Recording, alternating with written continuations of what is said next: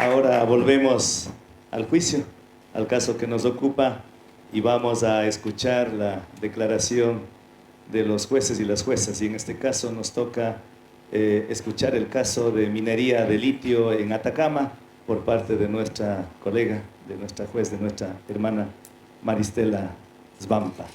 Bienvenida. Gracias, muchas gracias. Antes que nada quiero agradecer, es la primera vez que estoy, que formo parte de este Tribunal Internacional de Derechos de la Naturaleza, muy honrada y agradecida de haber escuchado los testimonios de los afectados, de los peritos y las hermosas palabras del doctor Maturana. Quiero decir que este jurado decide aceptar el caso de la minería del litio en el territorio atacameño. En primer lugar, este jurado dictamina que ha habido violación de los derechos de la naturaleza, dictamina también que hay afectados ecosistemas, seres humanos y no humanos, y responsables, tanto empresas que tienen capitales privados de origen nacional como transnacional, como el Estado en sus diferentes niveles, locales, regionales, estatales. La minería del litio es una minería de agua, se ha dicho. Su extracción en San Muera exige el consumo de cantidades insostenibles de agua en el desierto de Atacama de Chile, lo cual pone en riesgo el frágil ecosistema del desierto, su vida silvestre y los medios de vida de los indígenas, las personas que habitan allí. Este territorio forma parte del patrimonio ancestral del pueblo atacameño Licanantay, que ha establecido su jurisdicción por medio de la ocupación inmemorial, lo que ha sido reconocido a través de los derechos otorgados por la Ley Indígena de Chile, 19.253, y el Convenio 169 de la OIT, ratificado por el Estado de Chile y vigente en el ordenamiento jurídico interno. Este es un territorio que siempre entonces ha estado habitado por el pueblo atacameño, cuya supervivencia y forma de vida depende de la agricultura, la ganadería y la cosecha sostenibles. El pueblo atacameño, su forma de vida y sus tierras ahora están amenazadas, ya que la minería de litio toma cantidades insostenibles de agua y contamina, afecta al medio ambiente local. La minería del litio afecta el agua, la cuenca hídrica de los salares. Se trata de una minería que hoy se halla en expansión debido al rol estratégico del litio en el marco de una transición energética de salida de la matriz ligada a los combustibles fósiles hacia lo que se supone será una sociedad carbono cero. Estos debates han tenido un impacto en Sudamérica, ya que se estima que el 85% de las reservas probadas de litio en Salmuera se encuentran en el norte de Chile, sur de Bolivia y noroeste argentino, lo que se ha denominado a nivel global el Triángulo del Litio. En Chile, este proceso desató la fiebre eldoradista del litio, sin que eso conllevara los debates necesarios acerca de los enormes desafíos económicos y tecnológicos, como los riesgos y costos sociales y ambientales que presenta el litio en tanto bien natural, bien común de la humanidad, mucho más en un contexto mercantilizado como el de este país, Chile, en relación al agua. Este jurado considera que la cuenca del Salar de Atacama ha sido vulnerada en sus derechos. Ha habido violación de los derechos de la naturaleza, lo cual aparece ilustrado en los impactos que este tipo de extracción tiene en relación al uso de agua dulce y las salmueras. La expansión y concesión, perdón, estoy apurada por el tema del tiempo y he tratado de hacer una síntesis. La expansión y concesión desenfrenada a empresas privadas para explotar el litio en la región atacameña trajo como consecuencia un gran desbalance hídrico, así como una exacerbación en la apropiación privada del agua. Las agencias gubernamentales han informado que se extrae 5 veces más agua de la cuenca de lo que ésta puede regenerar naturalmente. Se ha informado también que las empresas tienen autorización para extraer más de 2.000 litros por segundo. Las empresas como SQM y Albemarle han obtenido cuotas adicionales también para extraer agua. Los informes consignan que hay un descenso abrupto de las napas subterráneas y acuíferos sobreexplotados, que excede su capacidad de recuperación en una región particularmente árida del planeta. Ha habido un aumento de las temperaturas del suelo, así como una disminución de la humedad del suelo. Estos hechos han sido corroborados por diferentes actores, afectados y peritos, que han declarado y aportado elementos que demuestran que el Salar de Atacama actualmente enfrenta escasez de agua y estrés hídrico. Asimismo, se ha afectado la cubierta vegetal del Salar de Atacama, que se está secando y muriendo, así como también los recursos naturales de los que dependen la vida silvestre local y las personas. Este jurado quiere recalcar también que la legislación ambiental existente, que deja discreción de las empresas al realizar una declaración ambiental o un estudio de impacto ambiental, debería reformarse en función del respeto de los derechos de la naturaleza y de la incorporación de un modelo ecológico que contemple el sistema en términos de cuenca y su capacidad de regeneración. Este jurado también quiere subrayar la ausencia de una consulta previa, libre y de carácter vinculante al pueblo atacameño. No se aplica la ley indígena, ni tampoco se ha incluido la cuestión de la propiedad y entrega de tierras comunitarias. Asimismo, este jurado considera que la actual extracción y explotación del litio atenta contra la vida de las poblaciones atacameñas y su cosmovisión. Suele tenerse una visión miserabilista de los desiertos áridos, como los salares. Este es, sin embargo, un ecosistema con su vegetación, su vida, sus aguas, sus cerros tutelares, como sus seres no humanos, llamados hermanos menores por el pueblo atacameño. Este pueblo que nos enseña que la visión sobre estos ecosistemas requiere menos de una mirada telescópica que habla de exuberancia o sobreabundancia y de una mirada microscópica, de cerca, que hable de la flora y la fauna existente, de sus aves emblemáticas o ceremoniales como el flamenco, pero también de los microorganismos que no vemos a primera vista y contribuyen de manera imprescindible al equilibrio de los ecosistemas. En función de ello, referido tanto a la violación de los derechos de la naturaleza, la salud integral de la cuenca, cada vez en más grave estado de crisis hídrica, la afectación de la población atacameña y su cosmovisión, este tribunal propone la moratoria de la minería de litio en la región atacameña. Dado este estado de crisis, es urgente y necesario promulgar políticas públicas para preservar este valioso territorio y el agua de la que depende. Pero las políticas públicas hoy priorizan los beneficios económicos de la extracción del litio y la apropiación privada y sobreexplotación del agua por sobre la protección del ecosistema y las personas de Atacama. En segundo lugar, sabemos que la problemática del litio es más amplia, pues engloba la discusión sobre la transición energética. En esta línea, este jurado sostiene que la transición que hoy se propone por la vía de la explotación de los salares de Atacama es una transición insustentable, asociada a las corporaciones transnacionales, lo que consolida un modelo energético que reproduce la dominación sobre la naturaleza y las poblaciones. El modelo actual de minería transnacional que se ha consolidado solo servirá para justificar el saqueo, alimentando el cambio de paradigma energético en los países del norte global, mientras en el sur se insiste con energías fuertemente contaminantes, como ahora de la mano de los hidrocarburos no convencionales. Basado todo esto, una vez más, en la desposesión de las comunidades locales y la destrucción de la naturaleza. Un comentario final, dejando ya los salares de la región atacameña, que espero que el jurado en su conjunto, porque es un comentario personal, tome. En cuanto a la discusión más amplia, más multidimensional respecto de la cuestión del litio, sobre la transición energética. ¿Qué transición queremos? ¿Qué lugar ocupan las energías renovables para sustentar una sociedad justa, tanto desde el punto de vista ambiental como social?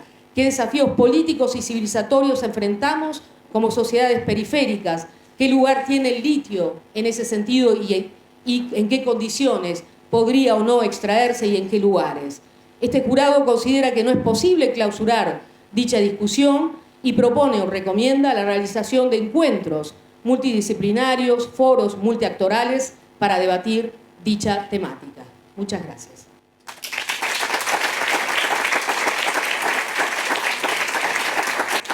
Gracias a la compañera jueza ponente Maristela, que con claridad meridiana ha expuesto el caso y que este tribunal sabrá recoger la opinión, que es súper valiosa.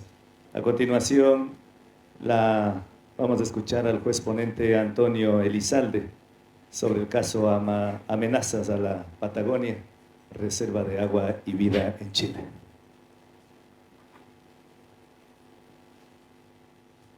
Buenas tardes. Teniendo en consideración la condición de la Patagonia como reserva de agua y vida, dada su condición lacustre, archipelágica y estuariana, con más de 74.000 kilómetros de borde marino, siendo una de las áreas más prístinas del planeta, con una enorme biodiversidad, gran parte de la cual es aún desconocida por la ciencia. importantísima reserva de agua en la forma de glaciares y campos de hielo. B. Los crecientes niveles de intervención humana mediante actividades mineras y salmonícolas que afectan grave y principalmente los ecosistemas marinos y que han llevado incluso a la desaparición de biomas marinos y de especies endémicas. C. Estos niveles de intervención han sido promovidos históricamente por el propio Estado chileno, mediante el fomento de un modelo extractivista, de carácter centralista, autoritario, patriarcal e incluso colonial, implantando en el territorio patagónico verdaderos enclaves orientados hacia los mercados globales, desconectados de sus territorios y comunidades que los habitaban ancestralmente. D. Si bien el Estado chileno ha actuado cogiendo nominalmente esto que se llama, y que todos hoy por hoy comentamos de la letra chica, el doble estándar, la incoherencia que tanto irrita e indigna a la gente que está en las calles. Repito, acogiendo nominalmente los diversos avances civilizatorios del conjunto de la humanidad en el plano científico y jurídico, en los hechos se ha desarrollado una normativa ambigua y absolutamente funcional al modelo extractivista que promociona. De allí que su actuación permanente haya sido incumplir las propias normativas ambientales, haciendo la vista gorda e ignorando las reiteradas sistemáticas conductas de evasión y elusión del cumplimiento de las exigencias puestas por la legislación existente por parte de las empresas mineras y salmonícolas. El Estado chileno se ha transformado así en el mayor violador de la ley, creando permanentemente zonas de sacrificio, incluso de ciertos cementerios marinos, permitiendo la destrucción casi completa de ecosistemas locales.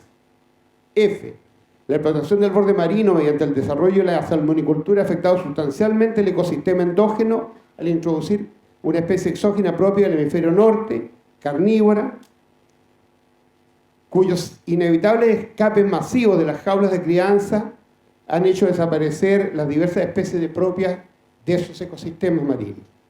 Paralelamente, el abuso en el uso de antibióticos, así como de nutrientes,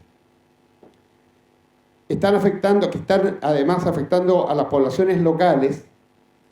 Exceso de nutrientes usados para alimentar salmones hacinados en jaulas que alcanzan hasta 30 kilos por metro cúbico de agua, generan miles de toneladas de contaminación del medio marino, produciendo procesos de eutroficación y anoxia que destruyen la vida marina. El Estado chileno permitió un verdadero genocidio de los habitantes originarios del extremo sur del país mediante el exterminio masivo de los pueblos que habitaban desde hace milenios ese territorio, para desarrollar así allí la explotación de la ganadería ovina. Incluso permite hoy la falsificación histórica y veneración de los empresarios responsables de dicho genocidio. Si hay algo que me alegra, han sido justamente esos monumentos, ¿no es cierto?, que han sido derribados y destrozados. Decía, los responsables de ese dicho genocidio, pese a ello, esos pueblos aún resisten preservando su memoria mientras el Estado continúa vendiendo territorios y respetando a las comunidades que los habitan para hacer posible el desarrollo extractivista. Este tribunal dictamina acoger el caso. Dictamina, en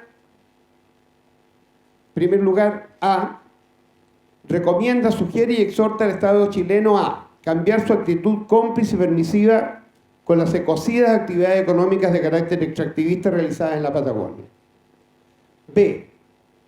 A respetar rigurosamente las áreas destinadas a conservación ambiental como parques nacionales y otros regímenes de conservación.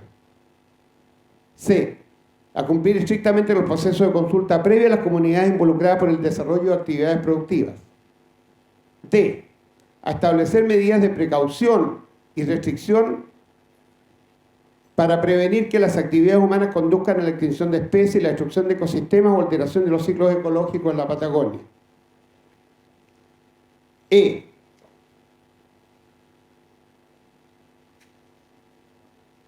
Recomienda al Estado chileno estudiar e introducir elementos de justicia restaurativa, esto es, norma y legislación conducente a la reparación de los enormes daños realizados a los pueblos habitantes originarios de la Patagonia y el territorio austral. Y F, se condena moralmente, pero todos sabemos lo que eso está significando hoy, a las empresas mineras y salmonícolas asumir el costo de la reparación y restauración de las externalidades generadas por su explotación en un plazo a determinar, reservándose a este tribunal el derecho de desarrollar campañas comunicacionales de denuncia de sus actuaciones ecocidas. Una recomendación final: este tribunal insta a los movimientos ciudadanos, al pueblo soberano, a aprovechar el evento plebiscitario que culminará en una nueva constitución emergida el ejercicio por primera vez de la soberanía popular para introducir en el texto constitucional como elemento fundante del nuevo pacto social el respeto irrestricto a la vida en todas sus expresiones, introduciendo en ella los derechos de la naturaleza.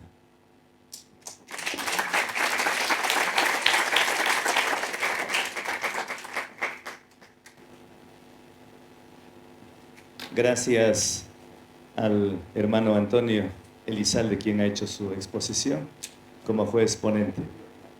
Y ahora recibimos a otro grande, a quien presidió justamente ahora que aquí en Chile se discute mucho de la Asamblea Constituyente.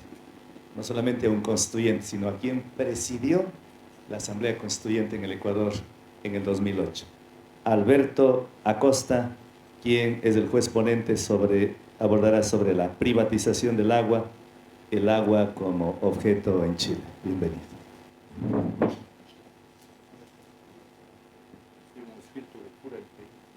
Necesito púlpito.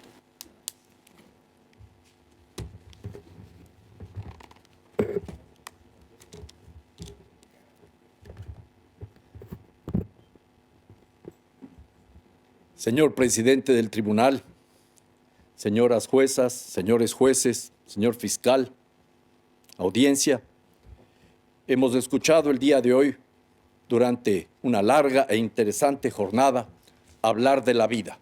Sí, hablar de la vida y sobre todo de las amenazas a la vida. Porque cuando hablamos del agua, hablamos de la vida. Y hemos visto que lamentablemente el agua se ha vuelto un negocio. El agua es un objeto mercantilizado.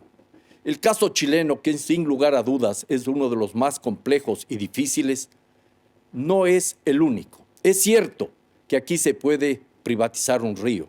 Es cierto que un río puede entrar al mercado especulativo. Es cierto que aquí se puede heredar y vender un río, inclusive a través de un medio de comunicación, sin ninguna licitación a través del sector público. Pero no es menos cierto que esta realidad, en otro contexto, se da a nivel mundial. El agua es un objeto, el agua es mercantilizada. Y eso hay que decirlo con absoluta claridad. Por eso planteo aquí dos elementos puntuales para iniciar mi presentación. En primer lugar, no creo, y eso les pido a los señores jueces y a las señoras juezas, que tomemos en consideración que se deba solo sindicar al Estado chileno, porque el Estado chileno muchas veces es la mano visible del mercado, y hay entonces personas y grupos económicos que se han beneficiado y son cómplices de esta realidad. Entonces aquí hay que abrir el escenario para buscar quiénes son efectivamente los culpables. Habría que identificar esas empresas, incluso esas familias, esos gobiernos que actuaron en contubernio con el capital para imponer una lógica. Y llego al segundo punto básico y fundamental. Hay que aquí también sindicar a un modelo económico, a los extractivismos en plural, extractivismos que viven de sofocar la vida y todo lo que tiene que ver con la vida, los seres humanos y la naturaleza. Ese es un punto que tiene que quedar claro y tenemos que aceptar, antes de introducir los derechos de la naturaleza, que hay que superar esta civilización en la cual los seres humanos, figurativamente hablando, nos colocamos al margen de la naturaleza, dejamos de entender que somos naturaleza, no solo parte de la naturaleza, para apropiarnos de ella, para privatizarla, para mercantilizarla y a la postre para destruirla. Este es un punto de partida que para mí es fundamental y debe quedar absolutamente claro. No nos olvidemos que incluso cuando hay el dominio estatal hay destrucción del agua y hay destrucción de la naturaleza. El hecho de que el Estado controle los recursos naturales no nos garantiza el respeto ni a la soberanía nacional y menos aún a la integridad de la naturaleza. En este contexto, no quiero yo leer el pedido que me hicieron las personas que presentaron, que nos hicieron las personas que presentaron el caso, a quienes les agradezco, está aquí escrito, pero quisiera yo apuntar algo que me parece clave y fundamental. ¿Cuál es el punto de partida de los derechos de la naturaleza? Los derechos de la madre tierra, el derecho salvaje. La madre tierra nos da a nosotros derechos. Nosotros tratamos de darle derechos a quien nos ha dado el derecho a la vida. La madre tierra es la madre biológica de toda la humanidad y de todos los seres vivos. Yo no hablaría de hermanos y de hermanas menores. Todos tenemos el mismo valor y ese es el punto clave.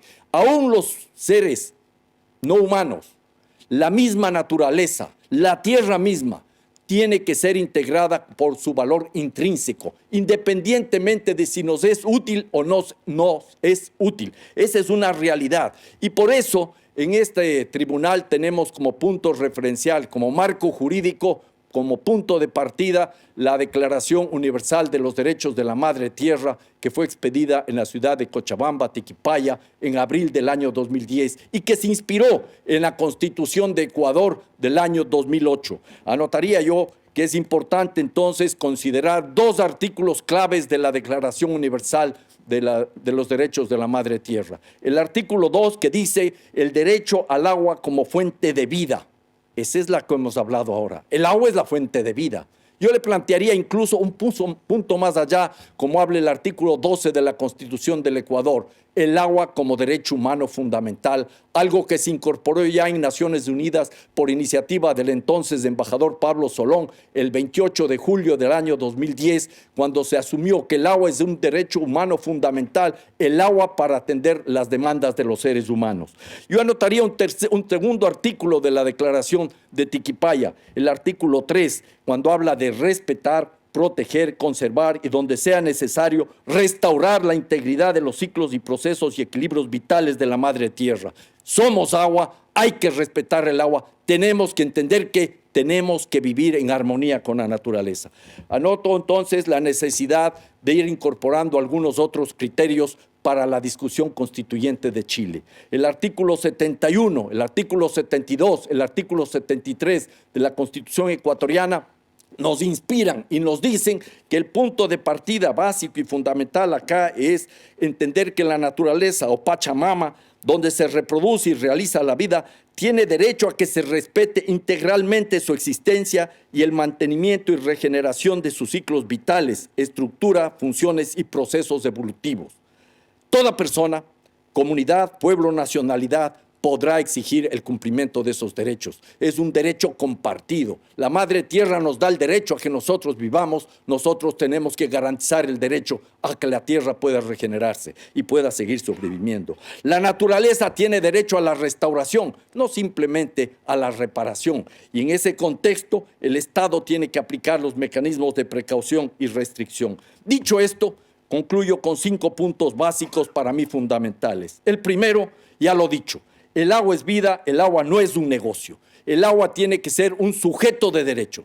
Se ha dicho aquí, un sujeto político. Se ha dicho aquí, un sujeto comunitario y un sujeto espiritual. No nos olvidemos que a la postre el agua es la madre agua, la Yacu Mama, como dice una y otra vez Yacu Pérez, que por eso mismo se llama Yacu.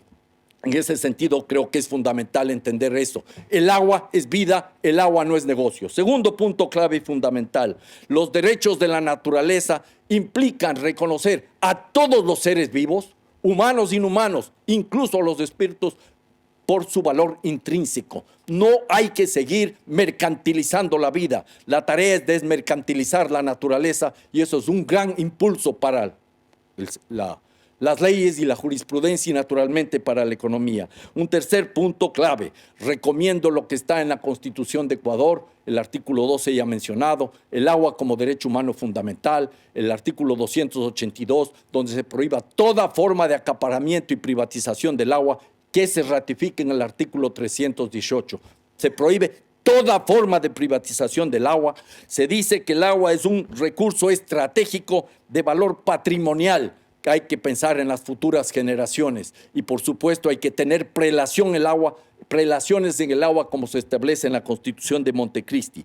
Prelación que establece en primer lugar el agua para los seres humanos, en segundo lugar el agua para la soberanía alimentaria, en tercer lugar el agua para garantizar el ciclo vital del agua y en cuarto lugar las actividades productivas. Con esos elementos, naturalmente, en un marco constitucional diferente, habrá que pensar en la ley y los marcos jurídicos correspondientes para las concesiones y el uso y la convivencia con el agua. Y eso nos lleva entonces a un punto clave que sería el quinto. No se trata simplemente de moratorias, se trata de establecer zonas intangibles. Por ejemplo, yo solicito que se reflexione que no puede haber minería en las cuencas de agua, sea un glaciar, sea un salar, sea el mar o sea un río. Hay que respetar las fuentes de agua porque siempre será más valioso el agua que el oro o que cualquier otro mineral. Eso debe ser un punto clave y fundamental. Luego, para concluir, 3 puntos que tienen que ser resaltados una y otra vez. Defendemos los derechos de la madre tierra y defendemos también los derechos de sus defensoras y de sus defensores. Es importante tener presente que no habrá justicia ecológica si no hay justicia social y no habrá justicia social si no hay justicia ecológica. Y eso nos lleva entonces a plantear, y les sugiero aquí a los miembros del tribunal, la realización de un tribunal latinoamericano para abordar el tema del agua en todos nuestros países. No solo es el caso de Chile. En todos los países tenemos problema del agua, incluso en el mío, donde el agua está constitucionalizada como un derecho humano fundamental. Y esto me lleva a aplaudir al pueblo chileno, a apoyar su proceso constituyente, a invitarles a que en clave plurinacional, en clave feminista, en clave ecologista, construyan democráticamente una sociedad democrática, otro Estado desde donde pensar el derecho al agua, el derecho a la vida. Muchas gracias.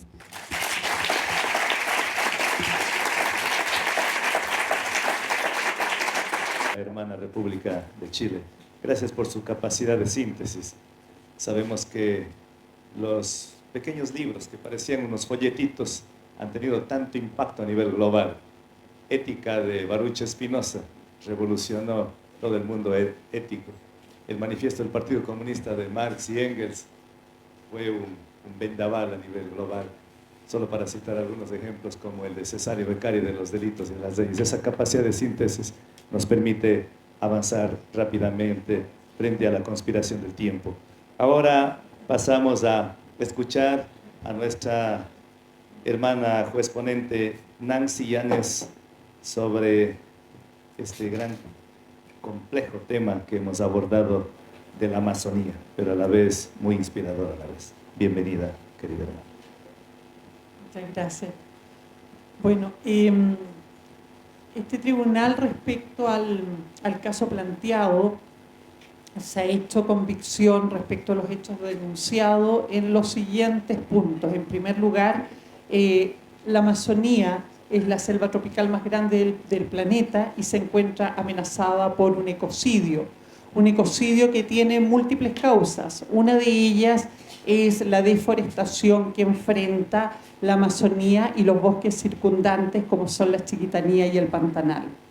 La Amazonía es esencial para garantizar la biodiversidad de la región, pero no solamente de la Amazonía y los bosques aledaños. Es esencial para todo el planeta por la provisión de oxígeno, agua y la captura de gases de efecto invernadero que contribuyen a enfriar la Tierra. En el año 2019 ha sido presentado a este tribunal. La deforestación se ha visto amenazada fundamentalmente por el incremento significativo de las quemas intencionales para la expansión de la frontera agrícola. Los incendios en la Amazonía y en los bosques aledaños ha sido favorecida por los estados para consolidar el agronegocio en este territorio y ello se ha visto reflejado fundamentalmente en la desinstitucionalización de las normas que garantizan la protección de la Amazonía y su ecosistema, y el desmantelamiento de las entidades encargadas de gestionar y supervisar el cumplimiento de esta normativa. También se ha visto favorecida por los asentamientos humanos, las concesiones forestales, la autorización del desmonte y la realización de estudios de evaluación de impacto ambiental inconsistente y que no cumplen el objetivo o el principio precautorio o preventivo que regula la legislación.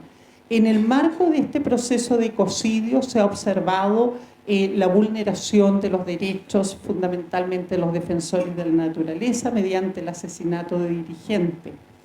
Es importante señalar que no solamente la deforestación es la causa del ecocidio que se está observando en la Amazonía, sino que esta proviene también de las actividades extractivistas como la minería, la hidroelectricidad, la construcción de carreteras, y específicamente en la Constitución ecuatoriana, pero también hay tribunales superiores de justicia que han avanzado en la línea de la protección de la Amazonía, reconociendo las funciones insustituibles que provee para garantizar la vida en el planeta. Y esta, sin lugar a duda, es la línea que se debe seguir. Bajo estas consideraciones se nos han formulado las siguientes peticiones. Solicitar al tribunal que se acepte el caso de ecocidio de la Amazonía para ser considerado en profundidad en una próxima sesión. Se hace esta solicitud en nombre de los seres humanos que están siendo exterminados, pero al mismo tiempo de los otros seres vivos no humanos que están siendo afectados y asesinados como consecuencia de este ecocidio. Se requiere a este tribunal considerar la responsabilidad y culpabilidad de los gobiernos de Jair Bolsonaro, de Evo Morales, Jeanine Áñez, Martín Vizcarra, Mario Abdo, Lenín Moreno e Iván Duque en los hechos que se han presentado a este tribunal. Y se piden establecer medidas cautelares. Las medidas cautelares que se nos solicitan son las siguientes. Abrogar inmediatamente las disposiciones legales de los órganos legislativos y ejecutivos que favorecen y alientan la quema y la deforestación de la Amazonía. Aplicar el principio precautorio o preventivo y demandar a los gobiernos detener las actividades de agronegocio y otras actividades extractivas en el territorio que comprometen la sustentabilidad de este ecosistema. Exigir a los gobiernos declarar y efectivizar una pausa ecológica en las áreas quemadas de modo de facilitar su reconstitución ecosistémica. Solicitan la visita de una comisión del tribunal para constatar en el lugar la gravedad de los hechos y finalmente piden que se formule un conjunto de recomendaciones de carácter integral, en particular a los distintos gobiernos en el ámbito económico, legal, institucional, social, político, ambiental y otros para salvar la Amazonía y frenar el ecocidio en curso. La decisión de este tribunal es aceptar el caso de ecocidio de la Amazonía, la Chiquitanía y otros bosques colindantes y empezar y considerar su tratamiento en una próxima sesión del tribunal. Convocar a todas las organizaciones y entidades involucradas en la problemática a enviar información, estudios, testimonios y toda la información que estimen contribuye al caso. Adoptar las medidas cautelares que se solicitan y para esos efectos oficiaremos a los gobiernos concernidos. Enviar una comisión que realice una visita in situ para recuperar evidencia y recabar información en los diferentes actores involucrados y probablemente es un tema que consideraremos en el tribunal, comenzar específicamente por los países que han sido afectados por los incendios y esto es Bolivia y Brasil. Por la magnitud del caso, entonces, el tribunal abordará de modo preferente las situaciones de estos países. Ello no obsta a que en lo sucesivo se debieran adoptar la situación del resto de la cuenca amazónica. El caso se pronunciará sobre los impactos diferenciados del ecocidio de la Amazonía y Chiquitanía respecto a los pueblos indígenas, incluyendo los efectos diferenciadores respecto a los pueblos en aislamiento voluntario y no contactados.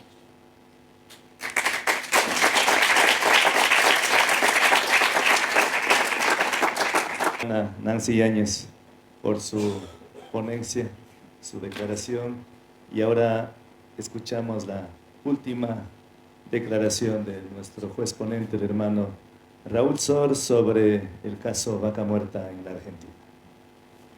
Bueno, es la primera vez en mi vida que soy un juez, de manera que esto es toda una experiencia. Quiero agradecerle a todos los ponentes y a mis colegas porque ha sido una jornada realmente muy ilustrativa para mí.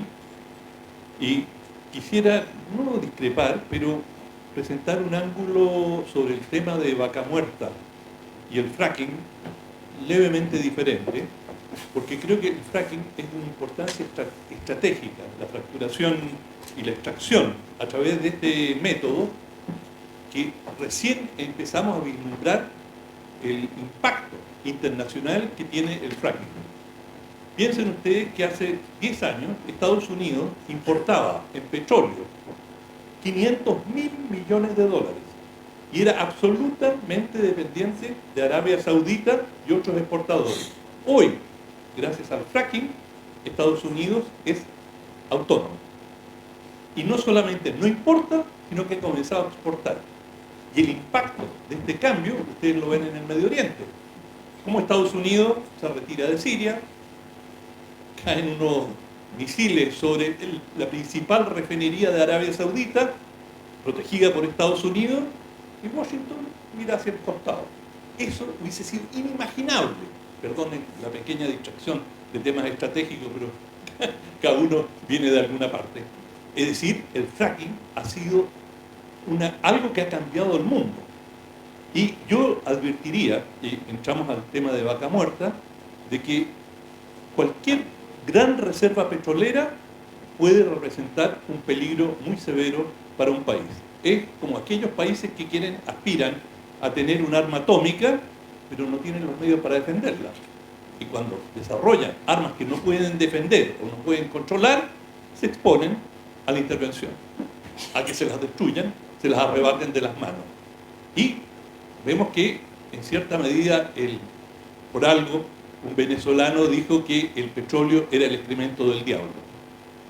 Es decir, esto te puede acarrear situaciones muy peligrosas. Yo creo que Vaca Muerta, siendo la principal reserva fuera de América del Norte, para la Argentina, puede representar en algún momento también una fuente de interés foráneo que puede alterar el curso político o la soberanía de la Argentina.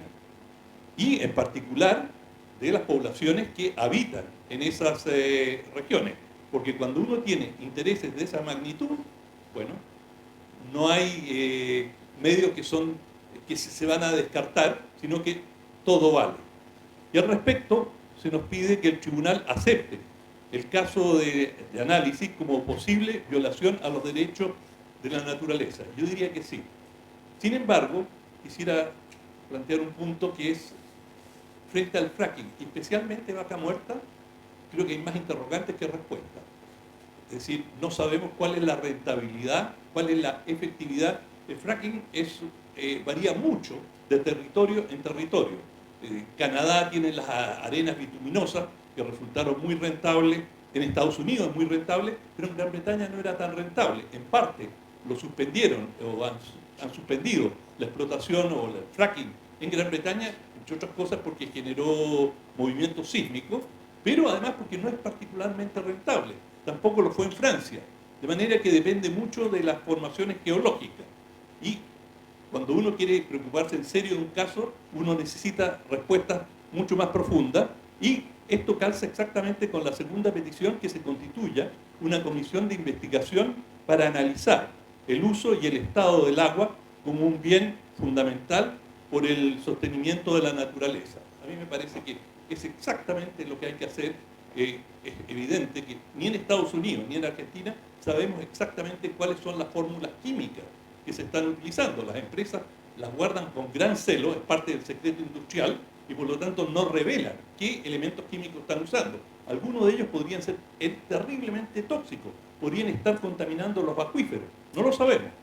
Y yo creo que este tribunal tiene una oportunidad de oro para tratar de ir más a fondo en este tema. Creo que haríamos un gran servicio a la Argentina y para todos nosotros.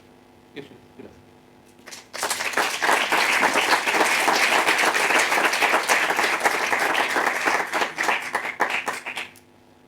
Gracias al último hermano juez, Raúl, por habernos hecho la exposición que nos abriga con todas sus exposiciones. Queremos finalmente indicar que para mí en particular es un honor haber estado en medio de ilustres personalidades que conforman este tribunal, mujeres y hombres valiosos, con una experticia gigante, con un compromiso con la sociedad y con la naturaleza gigante, con unas neuronas que nos han conmovido por toda su claridad en las exposiciones y sobre todo voy a subrayar por la talla ética y moral que tienen cada uno de nuestros jueces, y yo pediría que les demos un fuerte aplauso por esa talla ética que nos han convidado.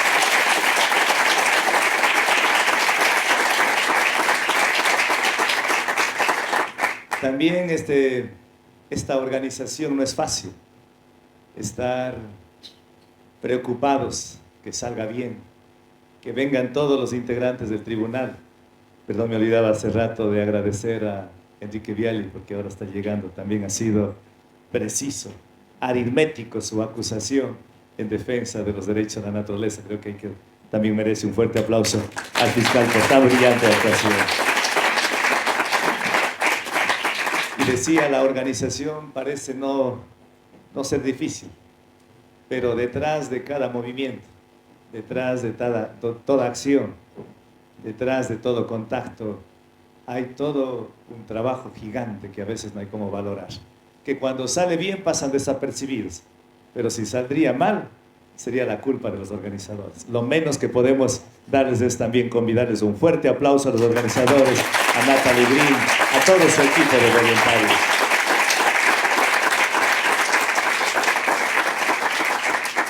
Y ahora agradecer la paciencia de Job, la paciencia de cada uno de ustedes por estar aquí horas, con la expectativa, con la paciencia, desafiando al cansancio, desafiando al sueño. Claro, también porque hay mucha curiosidad de aprender los casos. Y además por el esfuerzo que han hecho en venir desde lugares tan lejanos y por traer y convidar todos sus conocimientos, pero sobre todo, a más de su experticia, lo han contado, lo han dicho, lo han hablado no solamente con los labios, sino con el corazón. Lo han hecho una reflexión no solamente con la razón, sino lo han hecho con el corazón.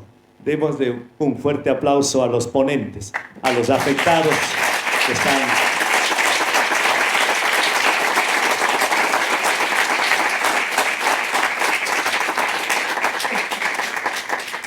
Ahora decirles que un fantasma recorre el mundo.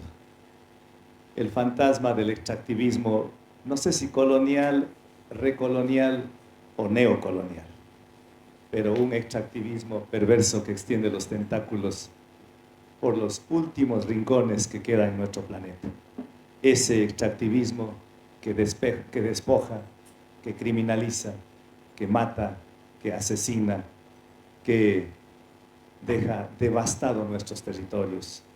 Y digo nuestros territorios porque dentro de la filosofía runa, de la filosofía andina, de los pueblos originarios, no solamente hay que hablar de la tierra, sino de los territorios.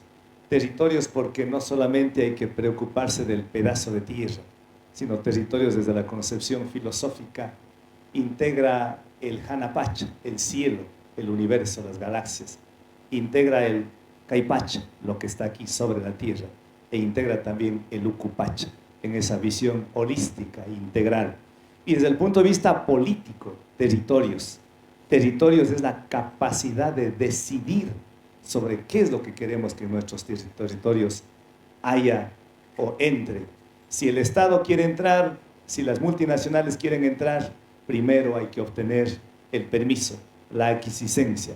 Por eso la consulta previa, y más que la consulta, creemos de que hay que hablar del consentimiento previo, libre e informado, respetando, así como respetamos la libre determinación de los cuerpos de las mujeres, también la libre determinación de los pueblos. Y eso es necesario subrayar para hablar de territorios y no solamente de tierra. Pero si hablamos también de tierra, creo que es necesario subrayar que no podemos decir que vivimos de la tierra, de la extracción. No vivimos de la tierra, vivimos con la tierra, porque esa es nuestra matriz, nuestra casa grande, donde están los bienes comunes, la madre tierra que nos convida a vida, que nos da de beber, que nos da de alimentar, que nos cobija, que nos da ternura, que nos da cariño, que nos ha dado no solamente la existencia, sino la vida. Y saludarles a cada uno de los pueblos en resistencia, que han hecho resistencia, que podrían decir, pero ¿hasta cuándo resistimos? Hasta el último latido del corazón y el primer latido de nuestros hijos. Sus luchas pequeñitas, sus luchas locales tienen impactos globales. Y eso creo que es digno de resaltar, porque ustedes están haciendo un impacto global para que reflexionen los estados y las transnacionales. Y también un justo reconocimiento a los pueblos ancestrales, a los pueblos indígenas. Con apenas el 7% de la población mundial, es decir, 350 millones de pueblos indígenas. Pero a pesar de ser tan poquitos, son los que cuidan, los que preservan más del 80% de la biodiversidad del planeta. Si hay alguien quien son ecologistas de verdad, y los primeros ecologistas, esos son los pueblos indígenas que no solamente respetan, sino abnegan a la madre tierra.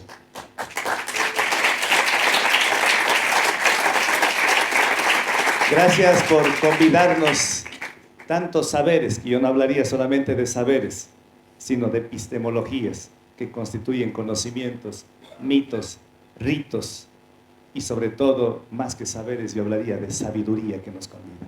Este es un diálogo epistémico de diferentes culturas. Por eso lo que decía Alberto Acosta, en la Constituyente de Chile, ojalá se hable de la interculturalidad y se hable de la plurinacionalidad, más los elementos y los insumos que ha dejado acá. Y aquí este tribunal ha puesto mucho énfasis en uno de los 4 elementos de la vida, además de la tierra, del agua que estamos aquí, Yacumicanche, nosotros somos agua. Y el agua no concebido desde Occidente solamente como una frívola fórmula H2O, sino el agua como espíritu, como vida, como fuente de vida, como un ciclo de vida que nos da y nos convida a vida. El agua como un espíritu que está en todas partes y sin ella no seríamos nadie. Ese ser vivo creo que es necesario destacar para acabar con el despojo y la mercantilización. Necesario es indicar que en este tribunal se ha comprobado fehacientemente la violación de los derechos de la naturaleza. Todos los casos han sido aceptados, todos los casos han sido admitidos. Unos casos ya tendrán el veredicto que estamos preparando y los haremos conocer en las próximas horas. Y en los otros casos, para que no queden en la impunidad, para que no sean muy permisibles los veredictos, vamos a extender una investigación más prolija y más profunda.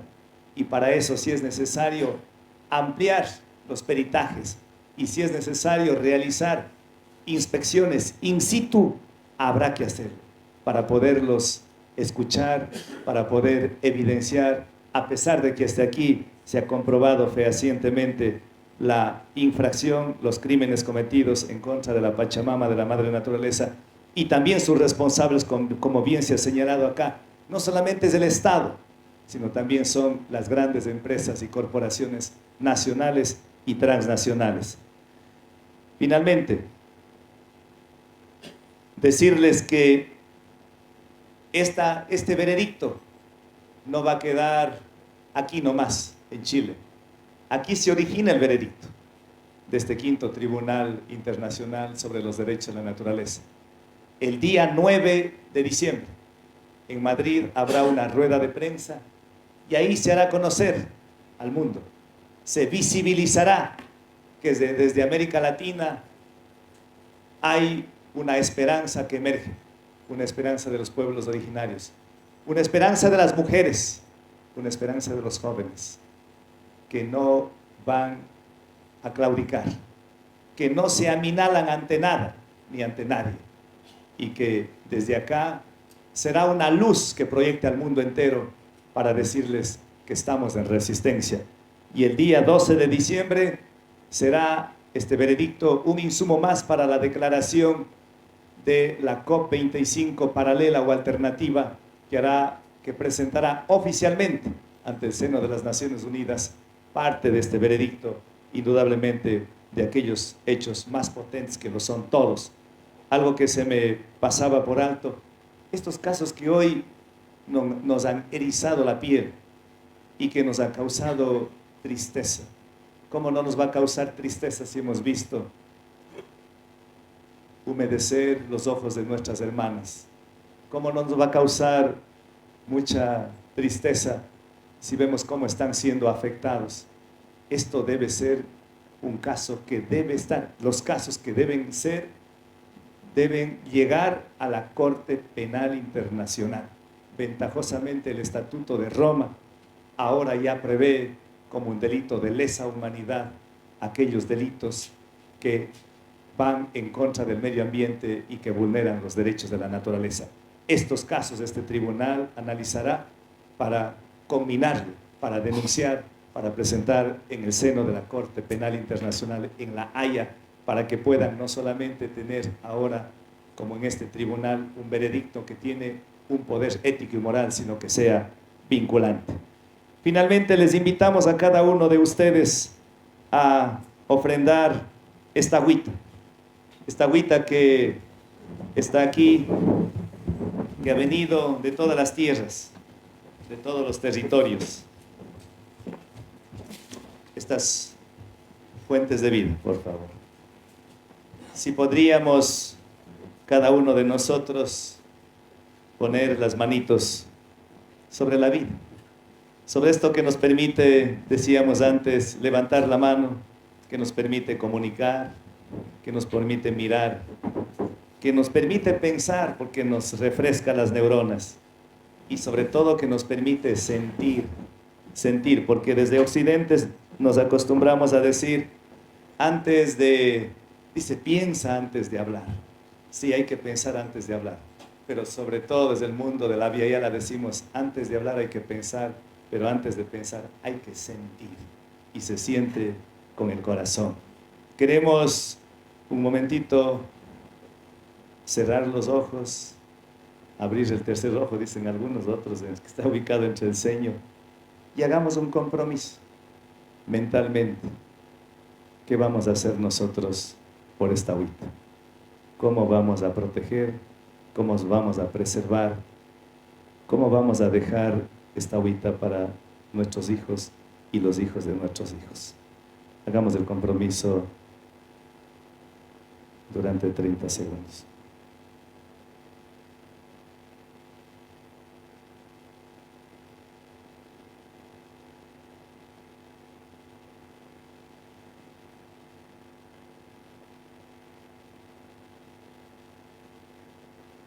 Gracias por su compromiso. La agüita nos ha escuchado.